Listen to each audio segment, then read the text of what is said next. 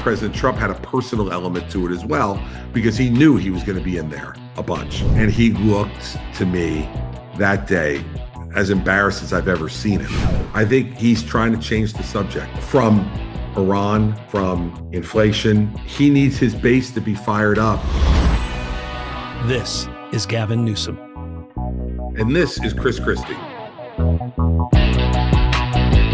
We are together on the same day that Todd Blanche and others are up there on Capitol Hill.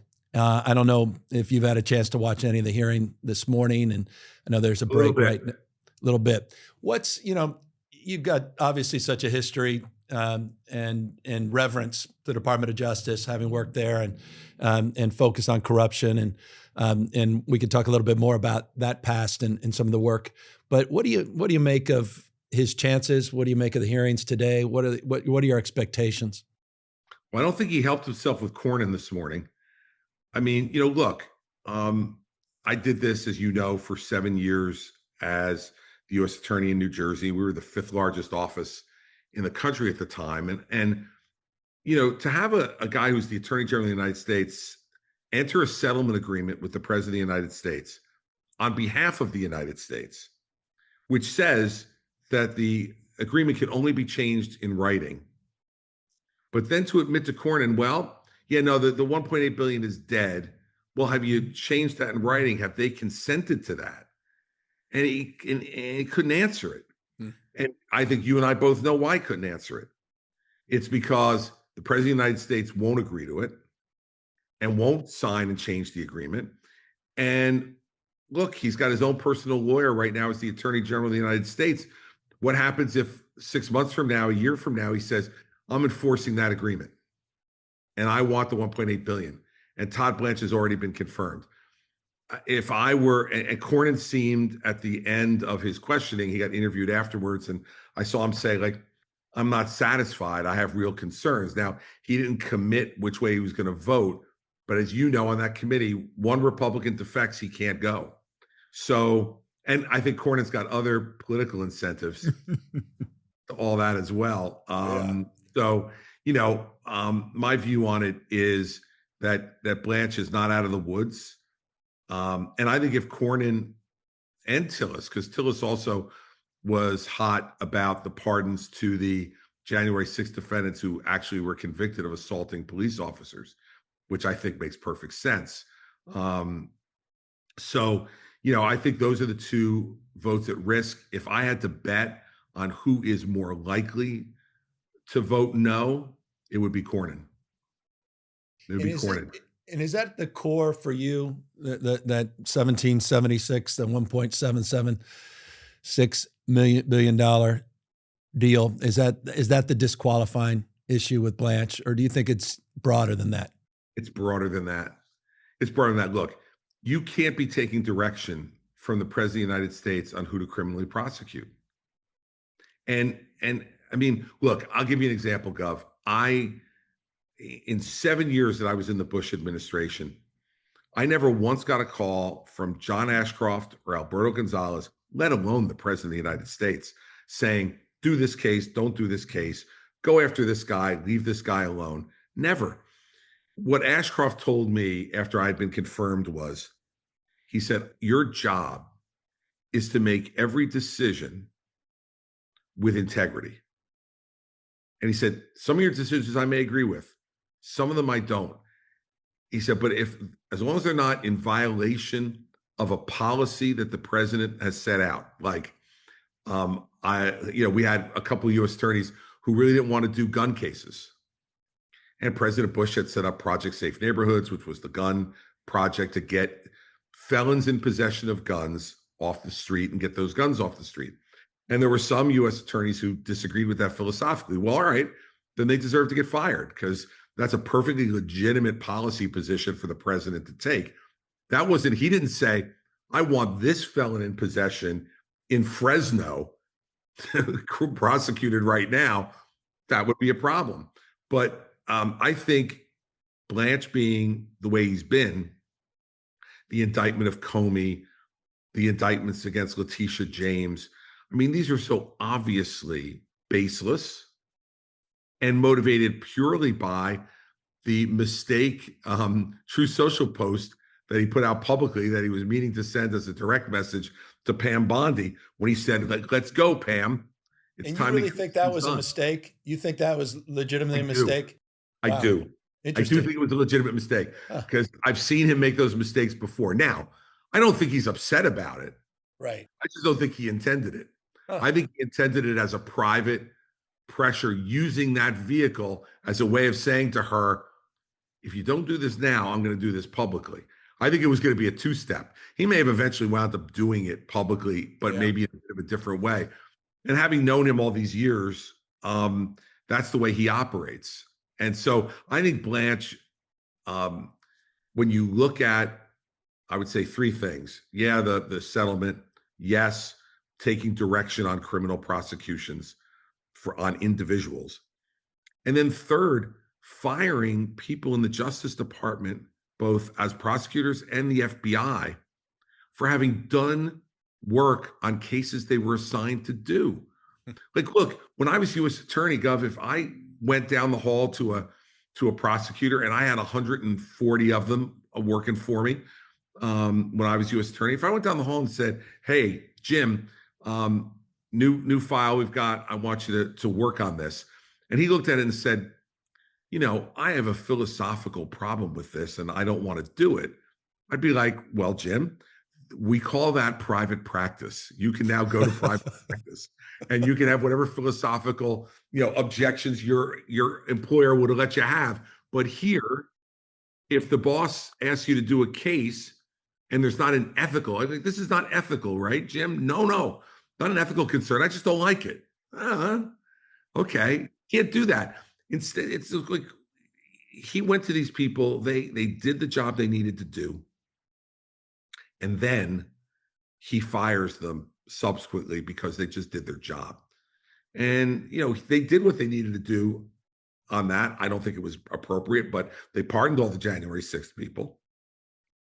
He pardoned everybody that he felt, got a raw deal on that. I disagree with it, but he did it. That's a presidential power. So why'd you have to fire the prosecutors?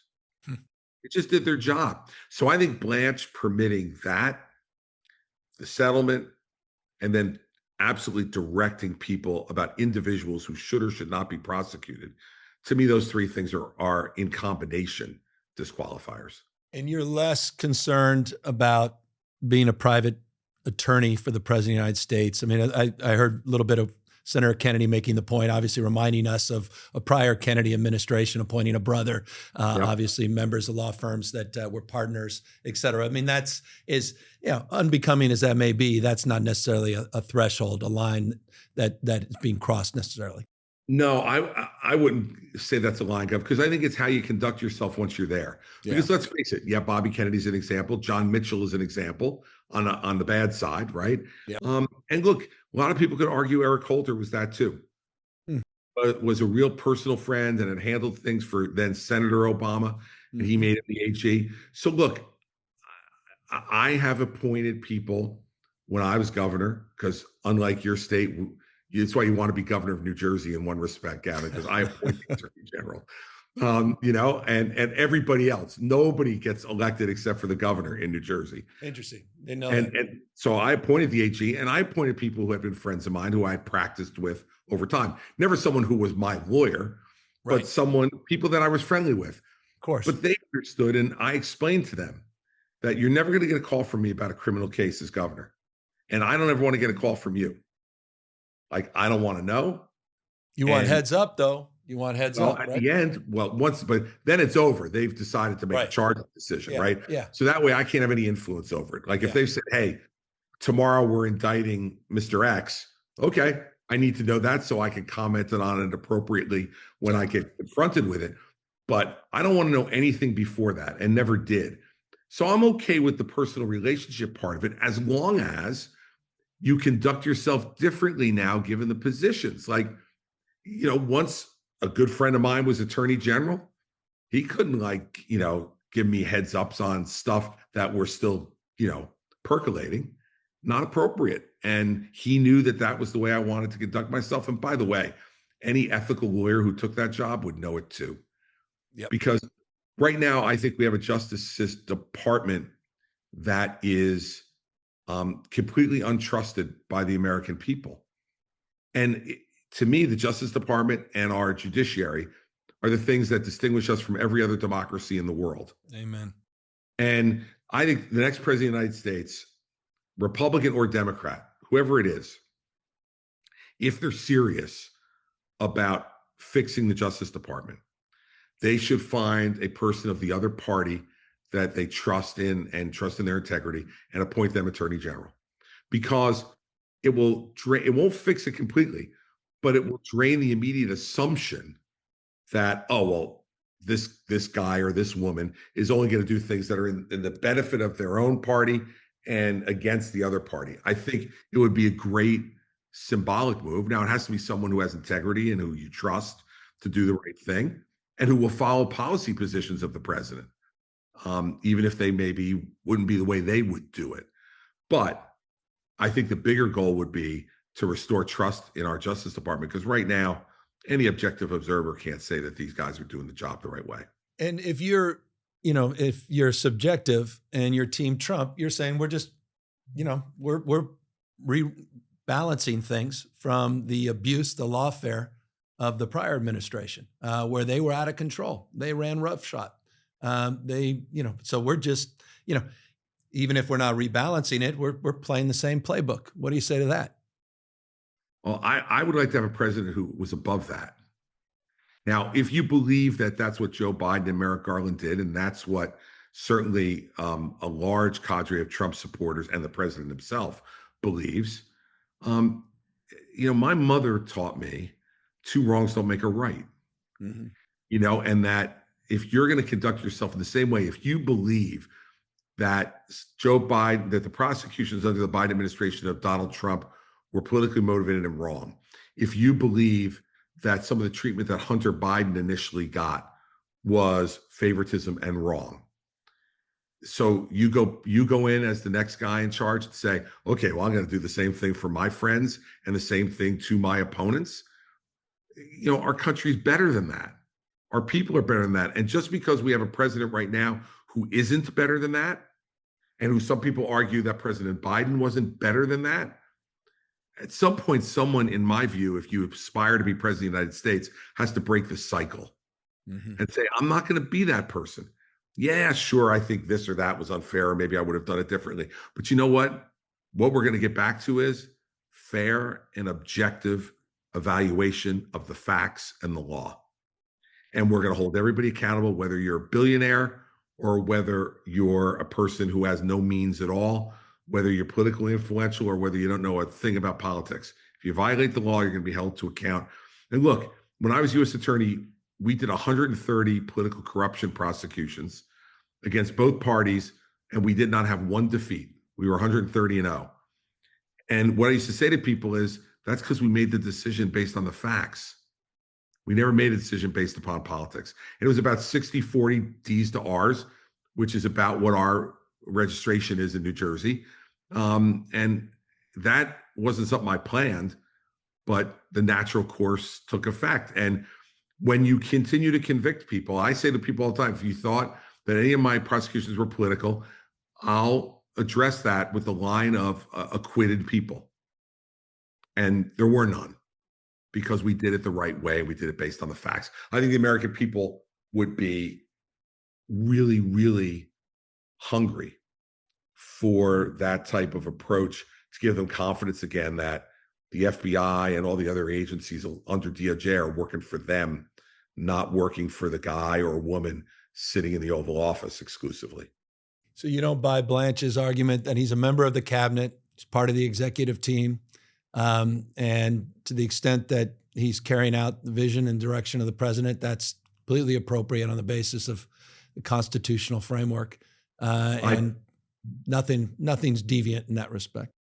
Gov, I buy it, as we talked about before, from a policy perspective.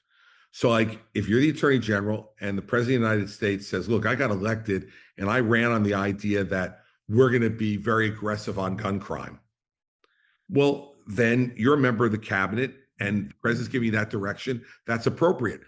But if you're the president of the United States and you say to your attorney general, I ran in part on the basis that I was going to convict every lousy Democrat I could find who had said a bad thing about me, I say, no, thanks. I don't want the job.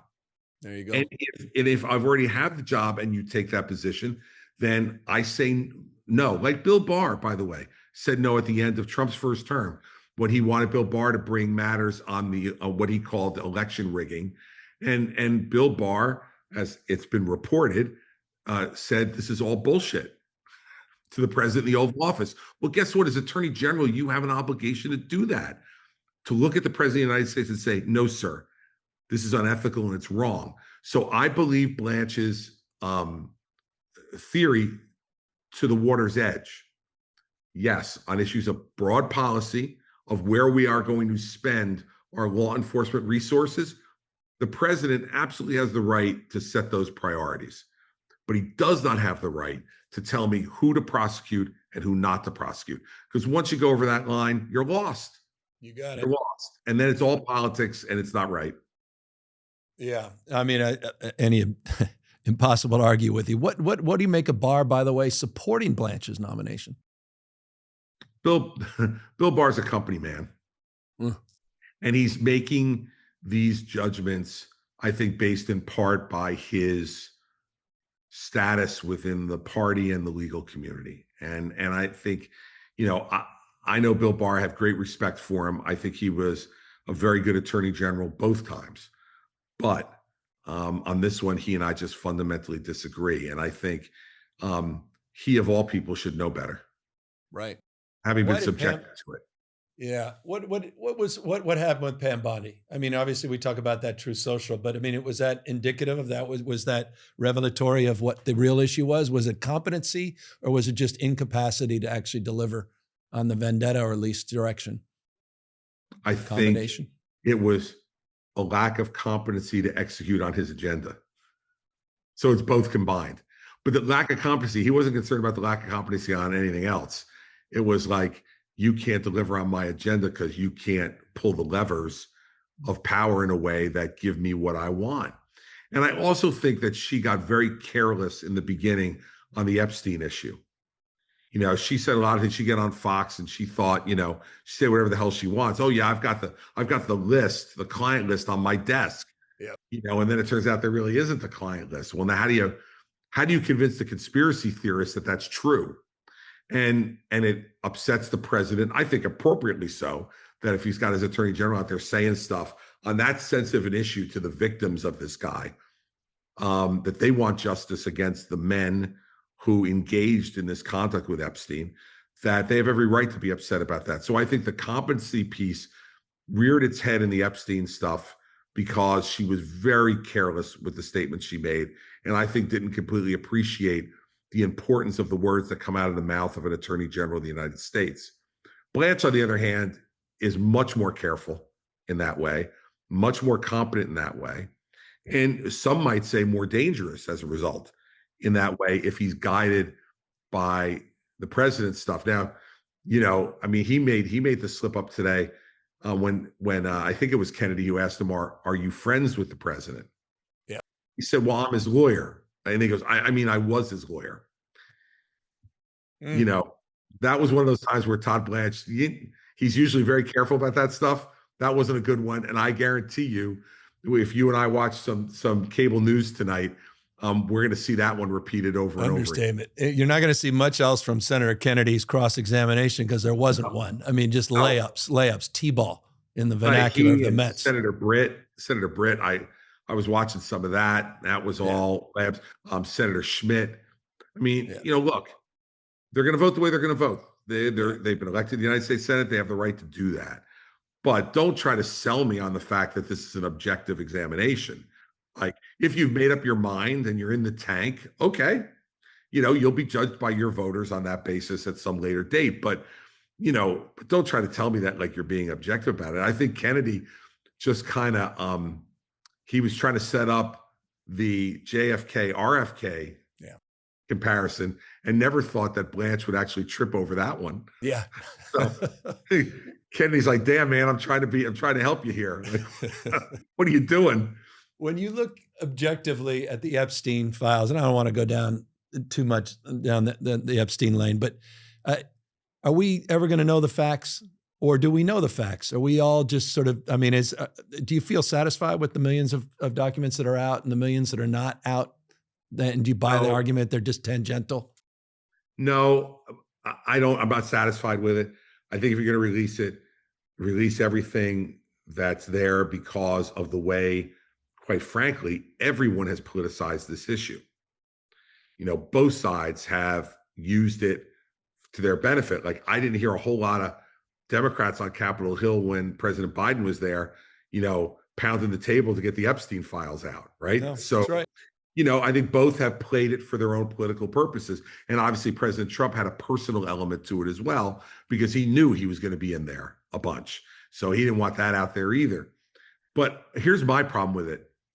I remember I was in office when this happened at the Justice Department, when he got the first sweetheart deal. You remember that first sweetheart deal for Epstein was a federal prosecution that sentenced him to a state charge, ultimately, that put him in county jail, but he only had to go at night. He slept there. And then he would get out in the morning and go and do whatever he was going to do, and then went back at night.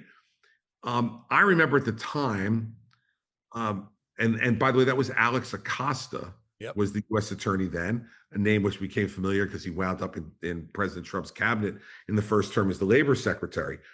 But that's the part I want to know, because all of us at the time were talking to each other, other U.S. attorneys, saying, what the hell is that deal?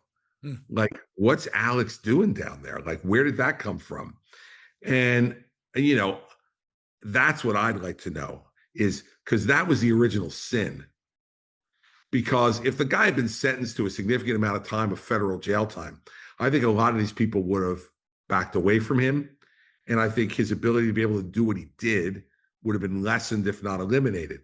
But instead, he gets what looks like a slap on the wrist, which makes people think, hey, he probably didn't do it, or maybe he didn't do anything that was all that bad. And it renormalizes him. Mm-hmm. So I'd love to find out what the hell was going on in Alex Acosta's head, who put the arm on him, who influenced him to make that kind of sweetheart deal. Because I can tell you at the time, there was a whole group of us inside, individual U.S. attorneys' offices around the country who watched that one. And when we would be at our conference, we'd be like, what the hell's, why would you ever do that? Like, to me, if you're going to give a guy that kind of deal, just dismiss the case, because that means you didn't have anything. But if you have stuff, which we now know they did, they had serious crimes against underage women. How could you do that? That one I'll never understand. And that's the answer I'd like on all of this stuff. I care less about like who was on his plane and all the rest of that. That's a little prurient. I would really want to know, where did the justice system fail in Bush 43 on that issue?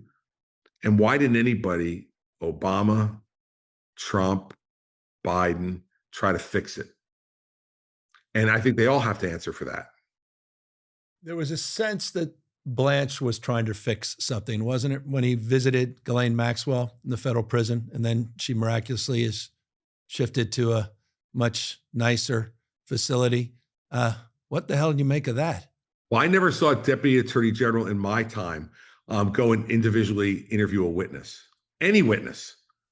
That's not what you do. The deputy attorney general is essentially the chief operating officer of the Justice Department.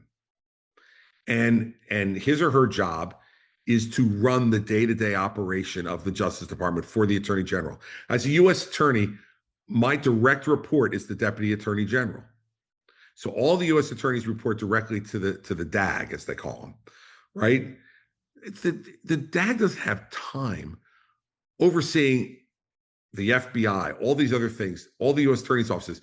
Yeah, I'd like to go interview a witness. That was like one time when I was U.S. attorney and I told my staff I wanted to try a case because I'd been a trial lawyer in the private sector. And I said, I want to try a case. And I got one of the best bits of advice that I also wound up applying to when I was governor. One of the guys in my executive staff said to me, of course you could try the case. If you wanted to go and try the case, you could tell us you're trying it. We can't stop you. And you'd probably do a really good job. But here's my question for you. Who's doing what only you could do when you're doing that? Yeah. Like, it doesn't make any sense from a managerial perspective or any other place. So that raised questions on me. And then when you have that interview where she says nothing but glowing things about the president, and then she winds up getting into a better federal institution. Yeah. I mean, look, we're not, people aren't stupid. Right. Like, and I'm sure, look, if I were her defense attorney and they asked to interview her, I'd say, well, no. But if you want to, we need this, this, and this. And I'm confident that that's what happened. They made a deal just to get a chance to interview her. And I'm sure that her desire to get to a more comfortable place influenced the nature of her testimony. That's just human nature. Yeah. So, yeah. Well, and speaking of human nature, a few people know Donald Trump better than you. And I want to close on this and move off from Epstein. But of all the things Donald Trump has confronted, I mean, the physiology, his temper, his sort of insistent, this Epstein thing seemed to rub him the wrong way in a profoundly I mean, it just seemed to me very different. The fact that they interviewed Ghislaine Maxwell, just everything about this, it does beg the question, what the hell else is there? This is not just typical Trump. This seemed, I mean, again, you know him. Yeah. Look, I'll tell you what I think of. I think at a minimum, he is profoundly embarrassed by his association with this guy. There are very few things that really, truly, profoundly embarrass Donald Trump in my experience. And I think this is one of them. I think he looks back on this, and you've been to Palm Beach, Florida. I've been to Palm Beach, Florida. It's a different culture down there. It's a very wealthy culture where everybody wants to be buddies with everybody else and whose status is where. And my guess is, Epstein was a big player down there, and Trump always likes to be with the big players. And I don't think he really, and this is the best case scenario for him, is that he got associated socially with someone that he now looks back on it and says, oh man, like that's horrible. And he's horrible. And what the hell was I thinking? Obviously I wasn't thinking. That's the best case scenario for him. It could be worse. I haven't seen any evidence of that yet that make me convinced that it is. Yeah. But I will tell you that the two times in my relationship with him over the last 24 years where I've seen him genuinely embarrassed were this Epstein stuff and when the Access Hollywood tape came out. Now, he recovered from his embarrassment on that. But I will tell you, at the time, I was in the room with him when he saw that tape for the first time. And he was grossly embarrassed by the things he was saying. And you could tell just looking at him and his reaction to it. And he got very quiet and shaking his head. And he was embarrassed because sitting there with us, were his son-in-law, Kellyanne Conway, Hope Hicks. I mean, there were women in the room who he knew and respected and who respected him. And then we're having to sit and listen to this. And he looked to me that day as embarrassed as I've ever seen him. So he has the capacity to be embarrassed, but it's got to be pretty bad for that to come out. It's not not that he says a word he shouldn't say. It has to be something that's as bad as the stuff he was saying on that Access Hollywood tape. And that and this Epstein stuff, I think I've seen the same kind of reaction. Wow.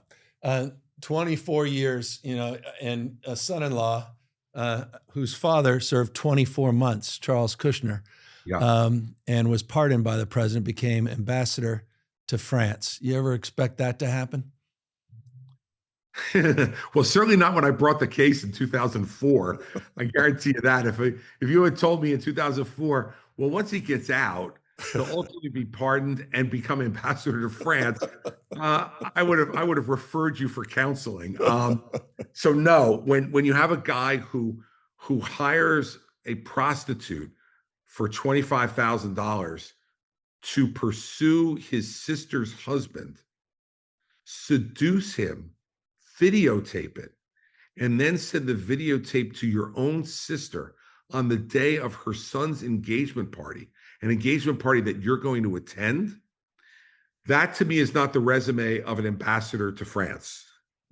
That to me is what I've called him, which is he is the most disgusting defendant that I prosecuted in the 7 years I was there. Wow. There are a lot of people who did things that were objectively worse. But when you add to this is a guy of enormous privilege, of a really a blessed life. His parents, Holocaust survivors, they come to this country, they establish a business that he inherits. To his credit, he grows the business. He becomes, at the time, the second richest person in my state, enormous political influence in the Democratic Party. Yeah. And for that guy to then have within him the character to do that to his own sister. Why? Because she had been subpoenaed by my office on the grand jury investigation we were pursuing against him for tax fraud and federal election fraud. And when he found out that she complied with the subpoena, that's when he made the decision to do this, to send her a message. I mean, I don't know what you call that kind of person, Gov, but, at best we could say a very bad guy.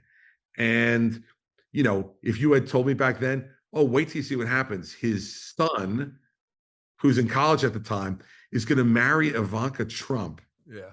And Donald Trump is going to run for president and win. That was not something that was on my bingo card. I guarantee you that. And I imagine, is it true? Did I read this correctly or listen to you say something about the president trying to get you to get a little more op research on the family to try to break up the prospects of engagement to get Tom Brady? Tell us about it. Is that true? That's actually a true story? Oh, yeah. Yeah. And he asked me to go out to dinner, and me and Mary Pat, actually, with he and Melania. And he said to me, ultimately, after talking about how concerned he was about it, and which I thought was legitimate, like, as a father, like, my daughter's marrying into this family, like, what the hell? And then he said to me, but I know that you must have more dirt on him that you got in the investigation than you put out there.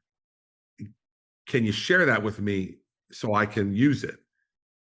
And I said to him, you probably don't know. First of all, I can't tell you whether I do or I don't, but let's assume for the sake of argument that I do. Now, I was still U.S. attorney at the time this was happening. So let's assume that I do. I said, that's covered by Rule 6E of the Federal Rules of Criminal Procedure, which don't permit me to make any of that public in any way. In fact, it's a crime for me to do it. Yeah. And he leaned over and put his hand on my forearm and he said, Chris, it'll just be between us. and Melania burst out laughing. And she looked at me and she said, Chris, if this is something that will get you in trouble, don't give it to him because he can't keep a secret. And that was the event. And and by the way, later on, he invited me to the wedding. Wow. Which I respectfully turned down. And just said, I can't go to the wedding. I put the father of the groom in jail, whether he deserved it or not. Like, this is a great day for them and their family. Their son's getting married. Like, he needs to have me sitting at table 14, like looking over at him. And he's like, yeah, there's the guy who put me to jail. I'm glad he's here tonight. I mean, I said, Donald, I can't do that. Like, I'm not doing it. I said, we'll send a very nice gift. And I appreciate the invite, but no, I'm not going to show up there. Like, come on. No can do. And this was allegedly all to get, not only to learn more about his future son-in-law and their family, but also to try to get Ivanka together with Tom Brady. Well, that part was not brought up at dinner, so I don't know. I've heard him say any number of times that his preference was to have Tom Brady as his son-in-law, as opposed to Jared Kushner. And maybe we can all understand that. But that was not part of the dinner. The Brady thing, was stuff he said publicly later. So he didn't draw that direct connection. He didn't At draw that it. he was just looking to get any information he could on the family. And one of the things I said to him that night was, isn't what's out in public enough? Like, I'm not going to tell you whether I have more or not, but like, do you really need more? I mean, the guy, the guy sent a hooker to his own brother-in-law and then sent the tape to his sister. I mean, So you know, what's the character, Governor? What's the character that he would invite you, Trump? Is it just for the show, to the wedding? I mean, just to create, I think so. Oh, yeah. just so he can enjoy just all the mishigash. I mean, look, he's a collector of people. And I was at his wedding in 05 to Melania. And Gov, if you would have seen the people there, it was the craziest cross. Well, Bill and Hillary were there. Yeah. Bill and Hillary were there. Don King was there. Shaquille O'Neal was there. Tony Bennett, Billy Joel, wow. Katie Couric and Matt Lauer. I mean, when I tell you it was insane, and here I am, I'm the U.S. attorney, and nobody knows who I am. Like, I'm not a real big public figure at that point. We're walking, Mary Pat and I had parked, and we were walking to the Episcopal Church a couple blocks away for the ceremony. And across the street from the Episcopal Church is this huge set of stands where all the paparazzi are up on the stands to take pictures of everybody who's going in. So we kind of come around the corner and in the view of the paparazzi, and you hear all the cameras start clicking. And I mean, we're talking there probably were 50 or 60 photographers on that stand. And they're clicking. And then someone yells out to me and my wife, "Who are you?" So that's when you're down at the bottom of the celebrity list on that one when the paparazzi yell out, "Who are you?" So yeah, I mean, he's a collector of people, and he had, I mean, all kinds of different people there that were all over the place in terms of political affiliation, wealth, professions. He wanted people there, and I remember, watching. I was stunned when I went in there and I saw President Clinton and Mrs. Clinton there that night. It was wild. Senator Clinton, I guess she was at that point. Yeah, I was stunned. And Don King, I mean, Shaq. I mean, we walked around that cocktail party, my wife and I, as relatively anonymous people, like just loving every minute of it. It was too funny. Katie Couric sitting behind us, one row behind us at the church, surreptitiously videoing the ceremony.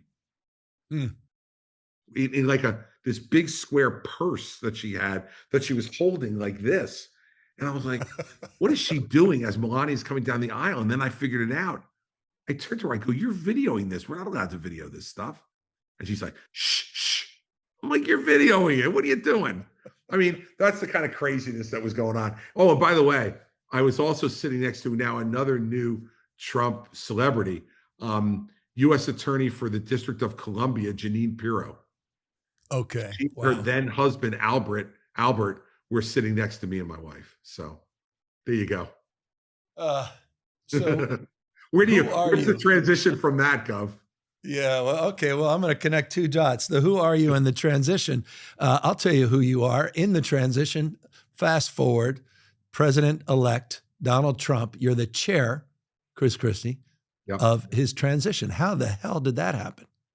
In April of 2016, they were informed by the White House that you needed to designate a chairman of the transition, that this was by statute. You had to designate a chairman of the transition, and they had to start to engage in meetings with the White House to begin the plan for an orderly transition. And both sides had to do that. Once at that point, by April, there were both nominees apparent in Senator Clinton and Donald Trump. And the first meeting, he sent Corey Lewandowski to the first meeting at the White House. And Corey came back and was like, this is way over my head. Like, I I can't do this. And so then Trump called me. I was sitting governor at the time, and he said, "Look, you know how to do this stuff. You know government. Like, I don't know this stuff nearly as well as you do. Like, would you do this? Would you chair the transition for me?" And I actually at the time thought to myself, this is great because like I really don't want to be leaving my state and going out and campaigning for him. I wanted to continue to do my work. And I was like, good, this is a good way for me to do something that's productive for him, but is not going to take me out of state. And so I said to him, all right, I'll do it. The day he's going to officially give me the job was the first day I ever met Jared Kushner. I'd never met Jared before this. And all of a sudden, Trump's in the office telling me that he wants me to do this, et cetera. And like stealthily in the seat next to me comes Jared Kushner making the argument to Trump that he shouldn't give me the job in front of me. In front of you. Oh, yeah. Bad person. He said, the governor should have never brought that case against my father. That was a personal matter to be handled by the rabbis. And the only thing I said during this entire presentation was, I said, I didn't know that the rabbis had jurisdiction over Title 18 of the U.S. Code, but okay, you learn something new every day. And I just let Jared go on and on and on. And Trump is sitting there listening to all this. And Trump's actually defending me. And he's saying, well, if you were U.S. attorney, you would have brought this case, Jared. I mean, this was a layup. It was a slam dunk. What are you talking about? And he kept arguing. And finally, Trump looked at me and goes, aren't you going to say anything to defend yourself? And I said, no. I said, if you want to believe the stuff he's saying and you think that disqualifies me from doing a volunteer job for you, then don't give it to me. I'm okay. I'll live. And he said, no, I want you to do this. And Jared said, well, you're going to regret it to Donald. And he got up and walked out. So yeah, so that's how I became chairman of the transition. That was in April. We set up, my former chief of staff became the executive director of the transition. We set up a transition that had 200 people working for it, mostly in Washington, D.C. I would go to D.C. once a week to engage in the activities in person, but then the rest of the time I was in New Jersey doing it remotely. On the Friday before the election, we presented Donald with 11 volumes of transition plans. We had suggested people for at least 4 for every cabinet position. I had a group of former U.S. attorneys who volunteered to do the vetting of all those people and provide initial vetting on all those folks. And that was all given to them on the Friday before the election. And then he won. I ran the first 2 transition meetings after the election, the day after the election, and then Thursday. And then on Thursday, late afternoon, Steve Bannon said he needed to talk to me about something. And I went into Bannon's office at Trump Tower after the meeting was over, the transition meeting was over. And he said, we're going to make some changes to the transition. I said, okay, what are we going to do? And he goes, you. Wow. And I said, who made this judgment? And he said, I'm not going to tell you. It's been done and that's it. And I said, okay, well then I'm going to go downstairs to that bank of cameras. I'm going to tell all of them that it was you. And then you can deal with that. And he goes, oh, no. It was the kid. He called Jared the kid. He said, the kid's been taking a meat axe to you ever since I got here, which was in the summer of 16. And he said, and the old man finally just gave in. He couldn't take it anymore. Wow. But he sent Bannon, he didn't call you directly. He sent Bannon to do the dirty work. And the worst yet, he called me that night and asked me what happened. Oh, God. I said, come on, seriously? You want me to believe that Steve Bannon and your son-in-law did this without your permission and without your knowledge? Come on. We've known each other too long for me to fall for that one. And he said to me that night, don't worry, I still want you in the administration. And I said, yeah, no. I said, we're done. And I would not. He offered me Secretary of Labor. I turned it down. He offered me Secretary of Homeland Security. I turned that down. And then ultimately in 2018, when he was firing John Kelly, he offered me White House Chief of Staff, and I turned that down as well because I knew I couldn't work for him. I didn't want to work for him, and so I turned those jobs down. So, once you fire someone 2 days after you put together what objectively, and Michael Lewis wrote a book about it afterwards, what objectively was an outstanding transition document for him. And literally, they took all of it, Gov, and threw it out. They threw Literally, it out. away and started over. Yep. Wow. And Bannon made a point of it that he took a couple of the binders and threw them in a garbage can in front of a whole group of people. So, okay, that's fine. And we saw what the beginning of the Trump administration 1.0 looked like. It looked like, that they had done the transition on the back of a cocktail napkin. But there must have been some of the names in your transition binders that ultimately ended up in key positions. Were there? Or was it a completely different group? Almost a completely different group. Wow. Almost completely different. I mean, one of the names that I remember for sure that was there was Jim Mattis. He was on the list for DOD. But I mean, I'd have to go back and look at it. It's been a long time. But and Rex Tillerson, his name was on the list at state. But other than that, no. But you stayed close to him, despite all of that, enough that, again, as you suggest, you had this opportunity to come back into the White House as chief of staff after Kelly. In fact, by the way, just an aside, I'll never forget being in Marine One with Kelly, Kushner, and Trump, where Trump starts telling me the story about Kushner dating Ivanka and how upset he was about it because he really wanted Kushner out of the picture, and he wanted Ivanka to return Tom Brady's phone call. And he's saying it right in front of Kushner, talking about his father in very negative ways, emasculating the poor kid right there in front of us. And I remember getting out of this after all this bullshit, and it was just, legendary Trump bullshit. And Kelly going to me goes, none of that necessarily was true. I'm like, come on. I mean, the idea that Kelly was trying to cover up. Of course, Kelly was gone, I think, a week later after that, after our little trip to Paradise or Pleasure, California. But we saw the charm. We saw the bullshit. We saw that, he's hitting you on your shoulder. He's slapping me on the knee. All the Trump charm. Was that what kept you in the orbit? Well, what kept me in the orbit was I kept thinking, if I stay on the outside and I'm not answering to him, I have access to him and I could try to make things better. So let me give you an example that I don't know if you really know about that involves you. Okay. So in March of 2020, as COVID starts really revving up, I get a call from the First Lady.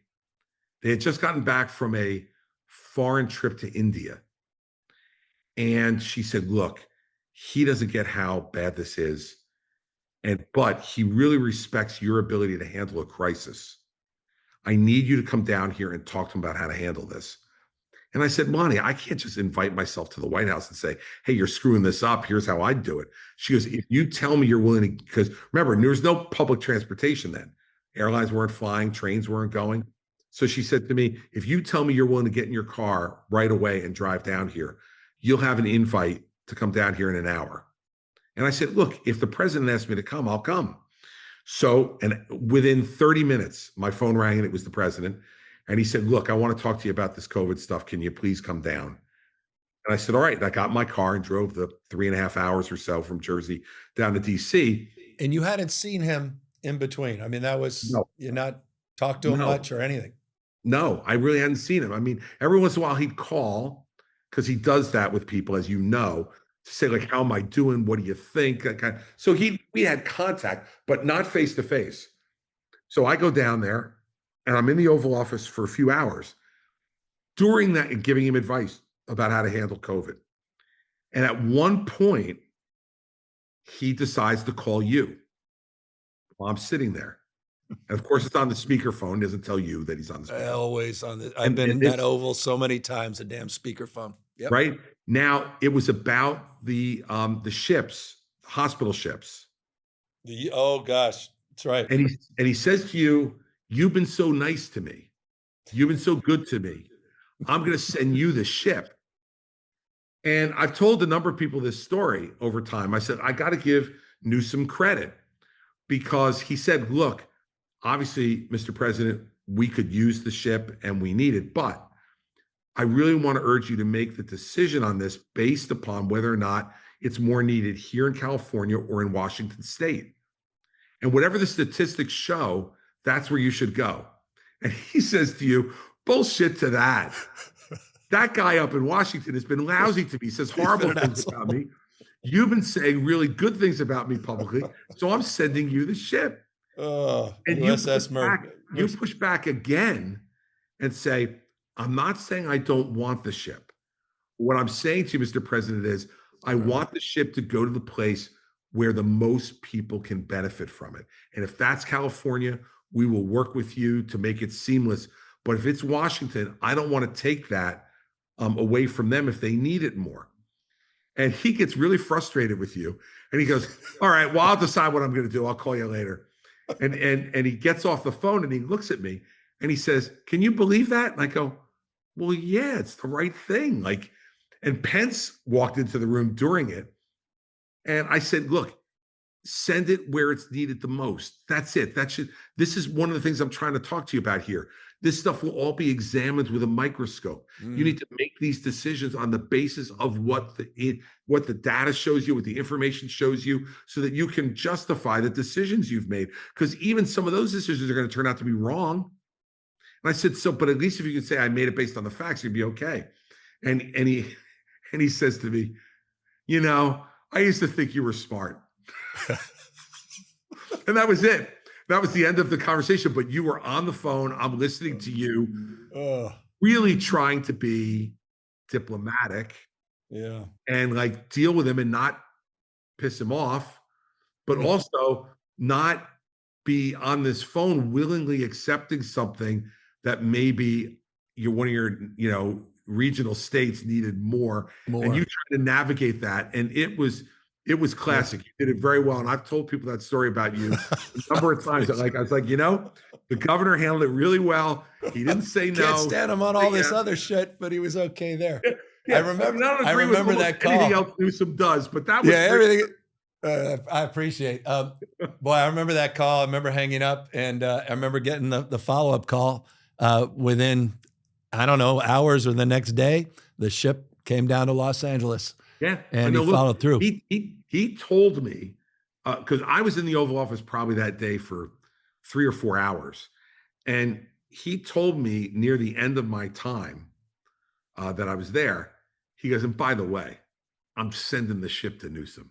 And I'm like, okay, like, all I can do is give you the best advice. I said to him, all I can do is give you the best advice I can give you, Mr. President. Whether you take it or not, it's completely up to you. I said, believe me, I understand that. I used to sit in a chair that is similar to yours, and people can give you advice, but if you don't want to take it, you don't want to take it. I said, so, you send it to Newsom, send it to Newsom. Yeah, it's not the way it should have worked, but it was so obvious the way things operated there. And so we maintained that relationship throughout COVID, and we always had an open, it was, I continue to say it was extraordinarily collaborative relationship. And there were few things I ever asked where the answer was no. And that's why I was cautious about what I asked for on the basis of just decency, objectivity, and the larger macro issue that was hardly unique just to my home state. Right? Thank you. The whole country is suffering, and you're trying to, keep your ball in the right way. But it is very typical of the way he operates, as you now know. It is, who's nice to me, I'll be nice to them. And it's whether it's Gavin Newsom or whether it's Kim Jong-un. Right? He was nice. Sums it up right there. Because Kim Jong-un, wrote him nice letters. And love so letters. Love letters. Yeah. And they're beautiful. Chris, you got to read them. They're beautiful. I said, I don't think I'm permitted to read them. I don't think I still have the clearance anymore to read them. And he goes, stop. And he flips his folder over to me. I'm like, oh my God. I'm sure I'm violating some type of, thing here, but okay, president's telling me I can read them. But it's very similar, right? That's him. He wants to be loved. Yes. And for people who are very nice to him, he can be very generous. But if you don't do exactly what he wants you to do every time, all the goodwill that you built up is gone. You got it. And so that's what happened to you, right? I mean, is it true that it was January 6th for you? You're like, okay, you're trying your best to influence them. You're maintaining a two-way relationship in conversations. You're trying to do your best to steer things, but January 6th. No, it was actually election night. If you go back to election night, I was on ABC, and when he came out and gave the speech he did, I looked at George Stephanopoulos. I said, "Come to me first." And he goes, "Why?" And I said, "I won't disappoint you. Come to me first." So he came to me and I said, something to the effect of, he couldn't possibly know that this election was stolen. There's no evidence that it was. And even if there were, he couldn't know it at this point. He's undermining the democratic process in the most important election that people participate in for the president of the United States. It's absolutely unacceptable, and it's beneath the office he holds. We then went to commercial, and Eric Trump called me and said, "We're watching. What are you doing? How can you say that? You're going to be made to look really stupid when we uncover everything that's gone on here." And I said, "I'm more than prepared to be made to look stupid." I said, "But what he did is wrong. You don't say any of that stuff until you have absolute evidence of it." And I said, "And I don't think you're ever going to have that. But to the extent you do, I'm happy to admit that I was wrong." I said, "But you don't do that. You don't undercut it." And really, he called me, the president called me 2 days later. Because remember, it still wasn't resolved. The election still wasn't resolved. So we were going on the air every night. And he called me and he said to me, "Yeah, I'm probably not going to win this thing. Like, what do you think I should do?" And I said, "There's really nothing else to do, Mr. President."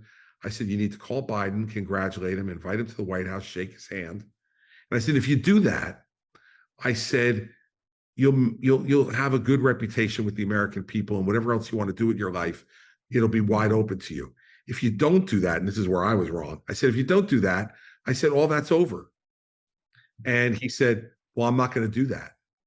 What else you got?" And I said, "I don't have anything else." And he goes, "Then I have nothing to talk to you about."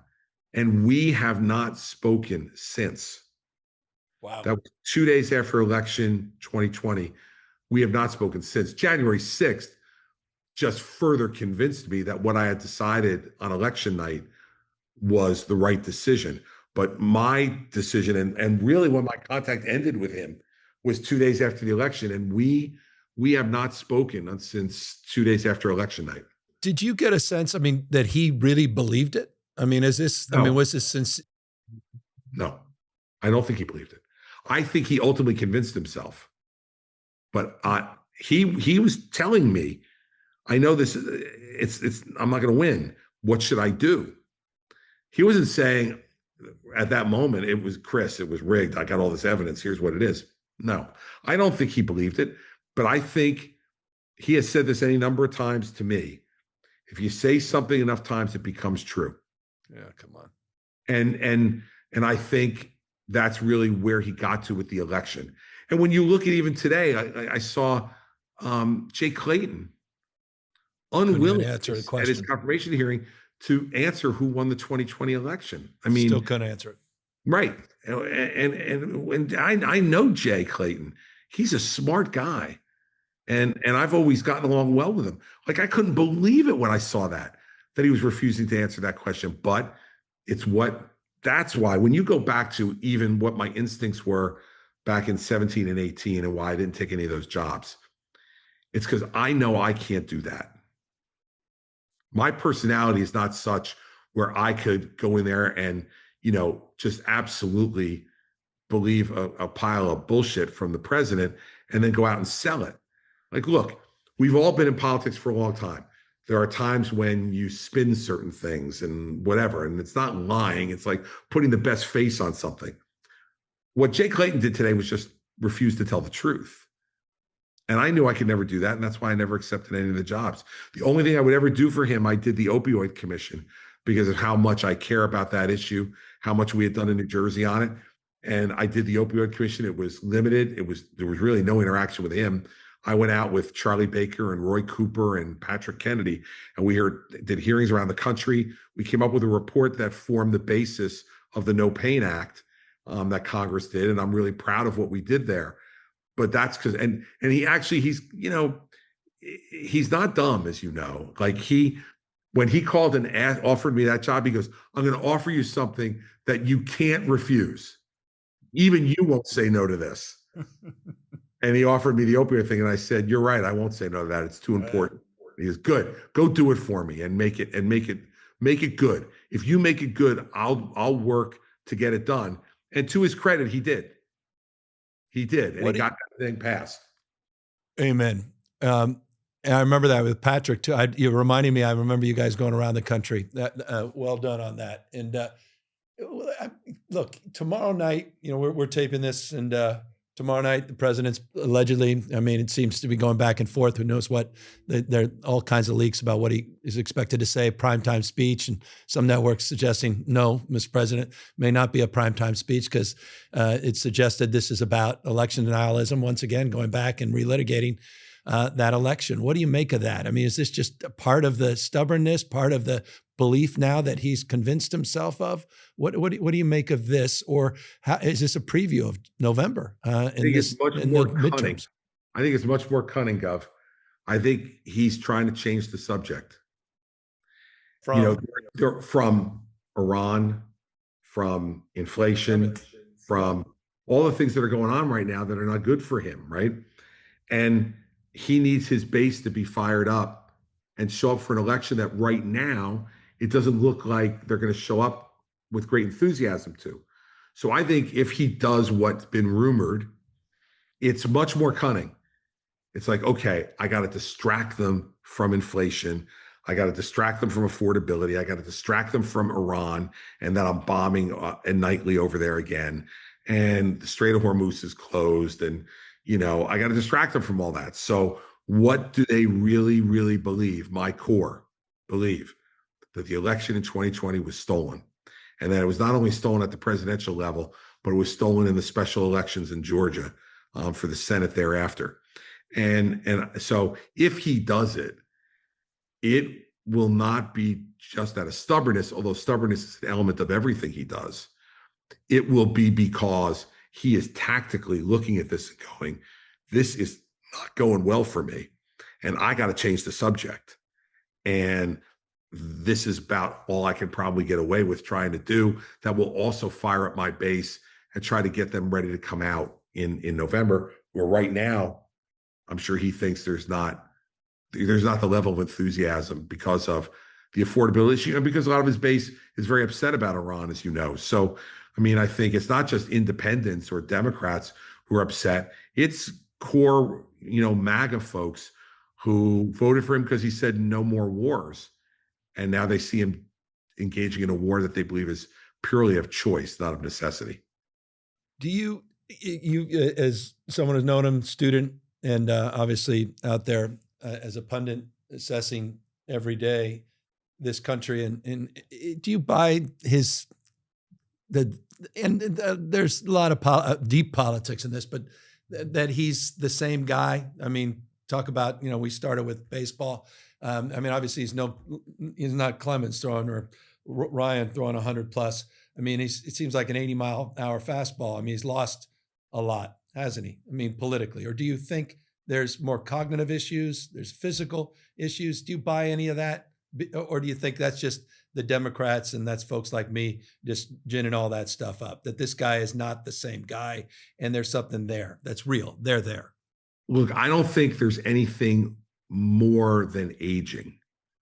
Like, I don't think there is some cognitive issue that is making him incapable of making decisions.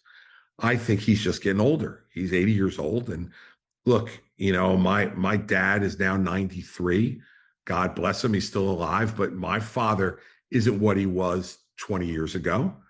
And he would say that. Unlike Trump, my father would actually admit that. But my father is completely cognitively well. He has no memory loss. He has no disorientation. He just is slower than he was before. And I think that's what's going on with the president. And I think that to give some both, unrequested, and it's what it's worth advice to Democrats Yeah. is I wouldn't be talking about that stuff. Yeah. It makes him a Interesting. martyr. It makes him a martyr. And I think that, Vice President Harris, when she spent so much time in that campaign in the fall of 2024, talking about him as a threat to democracy, like, look, the people who believed that were already voting for her. The people she needed to get were the people who didn't really like Trump and didn't really like Biden. And they were looking for something different. And here she comes and had an opportunity to say, here's where I'm different than Biden. I'm different than Trump. She refused to do that. And I think for Democrats now who are considering running for president, it is going to be so important for them to show the country a third way. And that no, I'm not Joe Biden. And here's where I disagree with the things Joe Biden did. Here's where I think he failed, both as a leader of our party and as a leader of our country. On the other hand, here's who I am, and here's how I'm different, and how I'm different than the Republican, whoever that nominee is, how I'm different than our last nominee in Joe Biden and his substitute in Vice President Harris. Because I think people are growing weary of this. They know what they believe about Trump. And for the people who really like him, they're not voting for you anyway. Don't waste your time. You're not going to convince them. As logical as you may think you sound, it doesn't matter. Take my word for it. It won't matter. So, like I had a guy one time when I was running in 24, he said to me, he came to one of my town hall meetings in New Hampshire, and he said, Governor, you're so articulate and you make perfect sense. He goes, what you're saying really rings true with me. And I said, great, I'm glad to hear that. He goes, yeah, but I'm voting for Trump. And I said, why? And he goes, because those Democrats, they screwed him last time, and I can't allow that to stand. And that's the point I'm making, is that there are guys like that who believe that Trump's not great for the country, but the Democrats in their rhetoric has so martyred him that they feel like if I'm still a Republican, if I still even have a stripe of red on my shirt, this voter, he feels like I have to do this to fight back against the Democrats who I fundamentally disagree with. So I just think that as we go forward here, for the country's sake, there has to be a different approach to this race. Yeah. Will Donald Trump be an issue? Of course he will, but he shouldn't be the issue. Yeah, I get it. I deeply appreciate all of us wanting to turn that page. At the same time, I mean, you've made the point about the corruption, the 1.4 billion just on the crypto alone, and that this is quote unquote Putin-esque, which I thought spot on, Governor. Yep. I mean, and what's happening, talk about Jared, but Witkoff family, the Kushner family, and Board of Peace, which appears to me they want a piece of the Middle East, and every trade deal and tariff seems to have an attachment to some tower or golf course or a new, I don't know, a drone company or critical minerals company. That I agree with, Gov. I was responding to you talking about his faculties and all the rest of that. In that respect, Stuff shouldn't be discussed, but the corruption stuff, I think, has real legs politically moving forward. Yeah. All right. And how about democracy?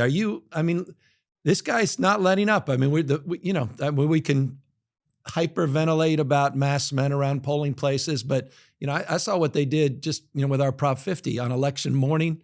They sent out the BORTAC teams at Dodger Stadium to chill. To make it, they were sending a message to our diverse communities. The Truth Social that came out before the polls were open saying the election was rigged. He sent out the DOJ. And then they filed the lawsuits hoping to get to the Supreme Court saying the election was rigged, going after the vote by mail. Obviously, California's front and center in all this. Trying to get our voting rolls, purging them. Obviously, what will happen tomorrow night. I mean, it seems to me fair game on democracy and sanctity of elections. No? Or is that like his health from your perspective? Are we hyperventilating on this? It's how you do it. I think it's about a precision missile, not carpet bombing. More. Give me more. Explain that.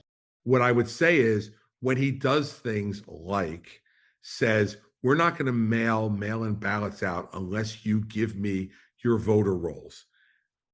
Bang. That's one to hit on because people understand that. They go, wait a second. I vote by mail.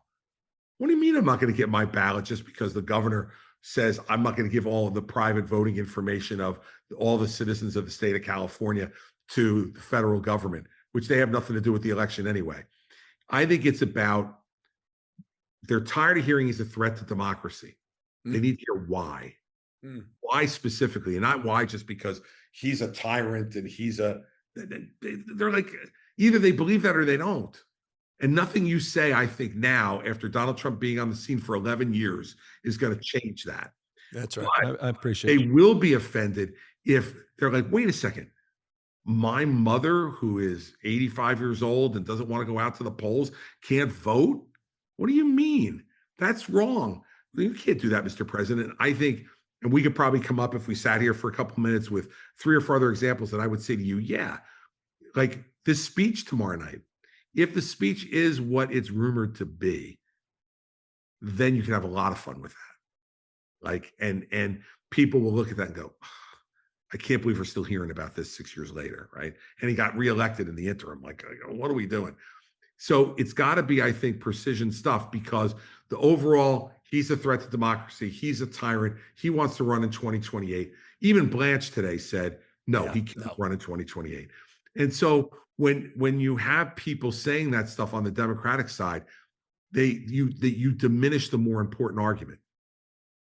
The more important argument is twofold. One, here are the specific things he's doing that will impact your ability to vote for who you want to vote for, whoever that is. And two, where are we going as a country? What's your children's future? Why can't we educate our kids? Why can't we stand up in this country and make sure that everybody has a right to vote and do so unimpeded and fairly? You start going through those issues. What's our future going to be? What are we going to look like? Who do you want us to look like? Like as a candidate and as a voter, I'm asking you, who do you want us to look like? And to me, that's the more important stuff. I think in the end, him being him, whatever the Democrats can get out of that the juice is already squeezed out of that orange. Yeah, well said. We take back the House. You think the Senate there's a real shot? I mean, you've been making the case, Texas. I mean, you think there's a real shot? I think there's a chance. I think what happened in Maine is really harmful to the cause. Because everyone says, well, Plattner will be gone. And I was with David Axelrod this week, and he's saying, well, Plattner will be gone, new person will be in, and that'll make it better. People don't forget that you screwed that up.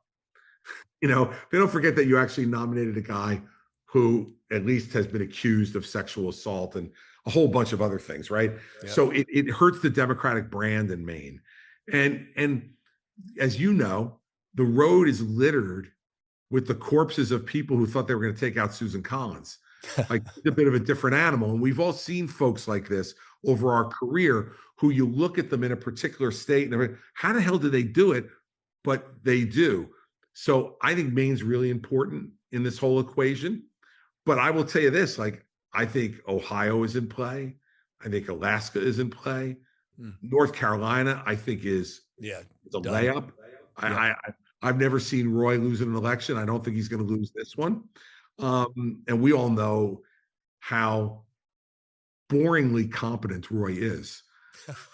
And I mean that with him as a friend. Like, Roy's not going to make any mistakes. No mistakes. Let me tell you, man, steady as she goes. He's not going to make any mistakes. They'll try to bait him into stuff, and Roy just take the bait, right? So, I think that you could wind up, if Maine doesn't come along, I think you could wind up 50-50. Which would be really bad for JD Vance. JD in the center of all this. You think the Democrats can't help themselves and they'll move forward with impeachment? Unfortunately, yes. Yeah. Big mistake. Huge from your mistake. perspective. Huge mistake. Because look, unless there's an absolute sea change, you're not going to get 67 votes in the Senate. So what's the purpose anymore? And now he is definitively leaving. Look, I said in 2020, after the election stuff and January 6th, I would have voted for removal. And the reason I would have voted for removal is because it would have taken him out of the political process forever. This is now different. He can't come back. He's had his 2 terms. So, and it's distracting from the future issues we just alluded to. And it's playing to type for the Washington Democrats. And that's a bad thing for the party because it'll martyrize Trump again. And that I don't see how that helps the Democrat cause to elect a president. And so I think it would be a bad move. Do I think they'll do it if they get a majority in the House? I don't think they'll be able to help themselves. The DSA, and if how legit a concern is the DSA for the Democratic Party, or is it the best thing that ever happened, or we're just wildly overstating a few local races in New York and a few others across the country? What's your over under on the whole DSA debate? How about if Or you're loving it? You're loving it. I say yes. Yes. I think look, I think that when you're talking about presidential politics, to the extent that the DSA becomes more and more prominent over the next 2 years in the Democratic Party, it's a problem for the Democratic brand, and that people will be more apt to want to vote for a Republican if they think they're going to get a very heavily socialist influenced Democratic Party. The headline today in New York is about the number of billionaires that have left New York, and that we have the lowest percentage of billionaires in New York City that we've had in a certain number of years. I don't remember exactly what it was, but it's a long time. People see that, and they don't want more billionaires necessarily, but they understand the role that they play in paying a lot of taxes, and they don't want that. But, the bigger problem is, I think for the DSA is going to be, what can they show they accomplish? For instance, in New York City with Mayor Mamdani, he is an incredibly charming guy, and he is a really skilled politician. Really skilled. I've watched him now up close. That's my media market for the last 6 months. And the guy's very good. Gave a great speech at the Knicks rally after the parade. Even that was mad respect for that. Right? He did all the right things. But you know this, and I know this, in an executive position. At some point, 2 things are going to happen. One, they want to see results on the things you promised. And 2, some crisis is going to come that is going to challenge your ability to manage a crisis. And at 34 years old, never having had a real job before, I say to people all the time, forget the socialism stuff. I don't think he's going to be able to accomplish most of that. But what is he going to fail to be able to do for New York City because he's not competent enough to do it and doesn't have enough competent people around him? So I think the DSA thing is multi-layered. I wish, for the sake of your party, but not for the sake of mine, that Bernie Sanders would just go away. Enough already. He's running around endorsing all these people and being who he is. And I think that's not helpful for your brand. I think there's a lot of people around the country in your party that have a chance to appeal to a broader electorate. But if you have to go to your convention in 28 and be kissing Bernie Sanders' rear end, that's a problem. It's a problem. and so, I think the DSA stuff has a lot of layers to it. Notice who's been kind of quiet, though, lately. And I'll just say this because I think she's got some decent political instincts, is AOC. She's been pretty quiet. Mamdani's making all kinds of noise. There are other people in New York, congressional candidates, making all kinds of noise. I have been really, really interested. I don't know what it is. I don't know what she's up to, but I know she's up to something, because up to this point, AOC has been a very loud voice. National politics. You go back and look and have your staff pull it up. This woman, since Mamdani is elected, has been astonishingly quiet to me. Astonishingly quiet.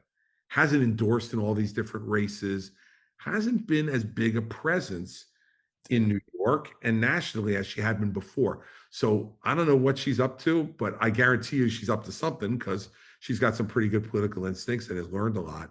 Well, there's two paths for her, right? I mean, well, there's three: the status quo ante, but obviously the Schumer race, and then 2028, which right. So what is the quiet like? I don't know the answer to this question, but I know there is an answer out there. What does the quiet tell you about what she's intending to do? I love it. You're a political animal. Speaking of which, can't get you, we're not done until we talk about the convention that is 2028 on the Republican side.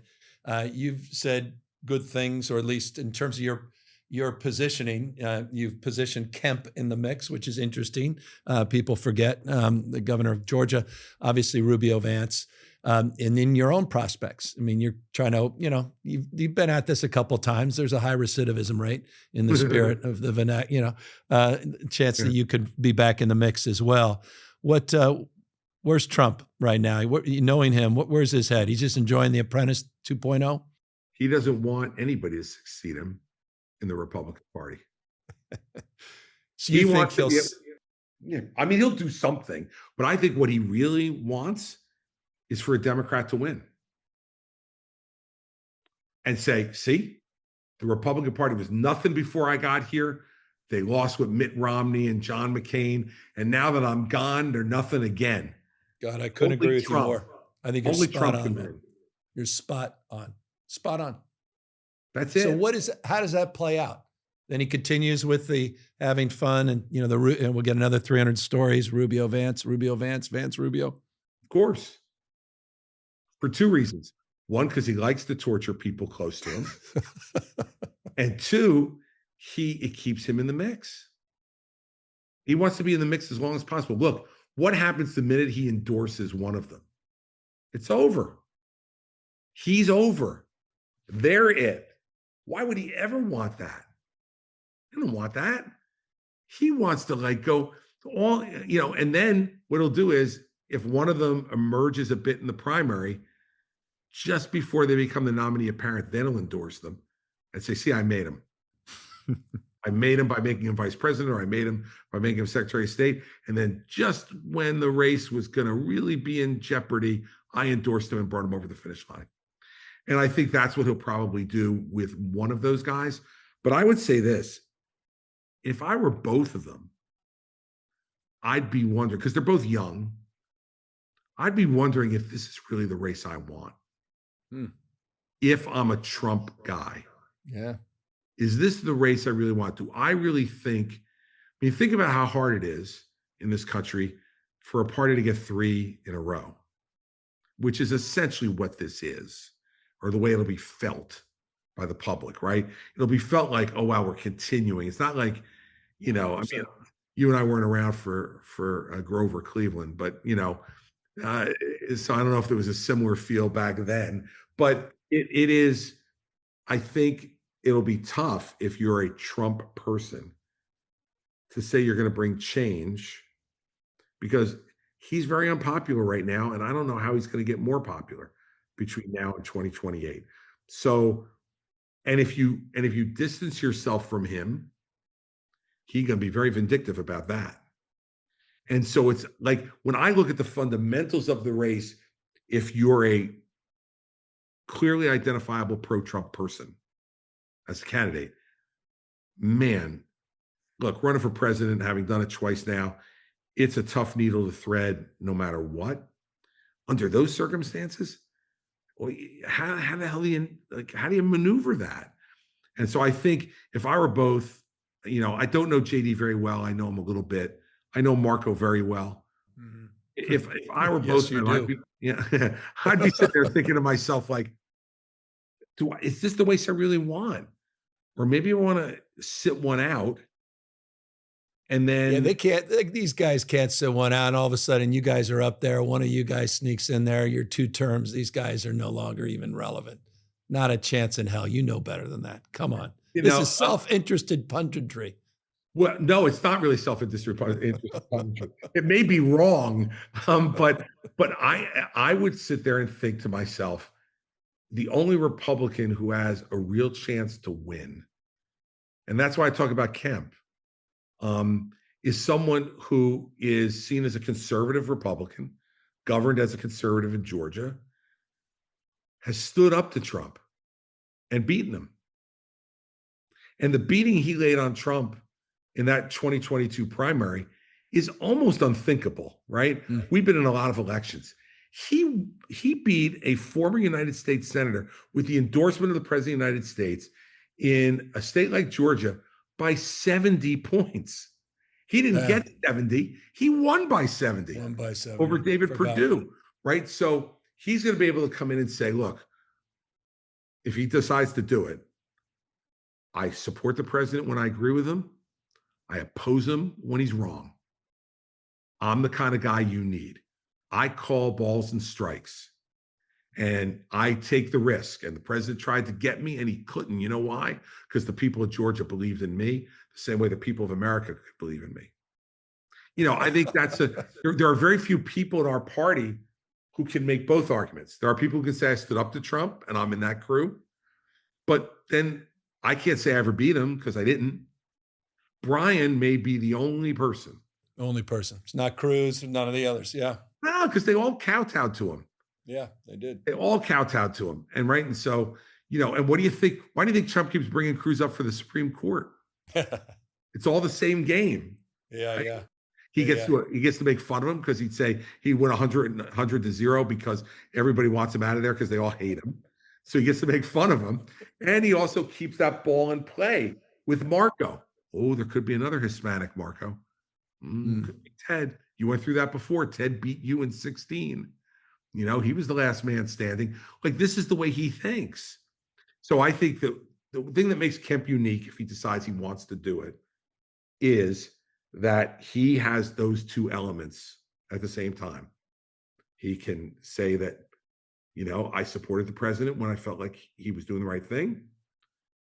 But I also, when he came after me and did what I think would have been wrong for the people of Georgia, I not only stood up to him, I beat him.